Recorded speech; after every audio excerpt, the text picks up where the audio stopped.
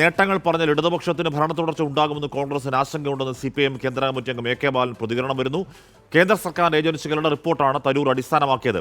അതുതന്നെ ശരിയല്ലെന്നാണ് പ്രതിപക്ഷ നേതാവ് ഉൾപ്പെടെയുള്ള കോൺഗ്രസ് നേതാക്കൾ പറഞ്ഞതെന്നും തരൂർ പറയുന്നു.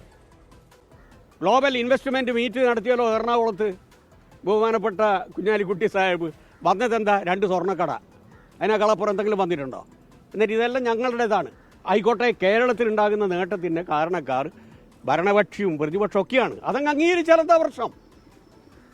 അത് അംഗീകരിക്കുന്നത് കൊണ്ട് എന്തെങ്കിലും ബുദ്ധിമുട്ടുണ്ടാകാൻ പോകുന്നുണ്ടോ? ഈ കേരളത്തിൻ്റെ നേട്ടം പറഞ്ഞു കഴിഞ്ഞാൽ അത് LDFനായിരിക്കും. വീണ്ടും LDF ഗവൺമെൻറ്റിൻ്റെ ഒരു തുടർച്ചയുണ്ടാകും.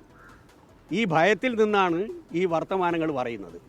അതുകൊണ്ട് കേരളീയ സമൂഹം ബഹുമാനപ്പെട്ട ശശി തരൂരുമായി ബന്ധപ്പെട്ടുകൊണ്ടുള്ള ഈ സംവാദം ചർച്ചയാക്കണം എന്നുള്ളതാണ് ഞങ്ങളുടെ അഭിപ്രായം. ഓക്കെ, അതങ്ങനെ ചർച്ചയാവുകയാണ്. അത് കോൺഗ്രസിനകത്ത് ഇപ്പോൾ കെ സുധാകരനൊക്കെ വിളിച്ച് ഞങ്ങൾ അങ്ങനെ പറഞ്ഞിട്ടില്ല, മാധ്യമങ്ങൾ വെറുതെ പറയുന്നതാണെന്നൊക്കെ പറഞ്ഞു എന്നൊക്കെ തരൂർ പറയുന്നുണ്ട്. കെ സുധാകരൻ്റെ അടക്കമുള്ള പ്രതികരണങ്ങൾ ആ വിഷയത്തിൽ വരേണ്ടതുണ്ട്. അത് വളരെ സജീവ രാഷ്ട്രീയ ചർച്ച ഡെവലപ്പ് ചെയ്യുന്ന മണിക്കൂറുകളാണ്.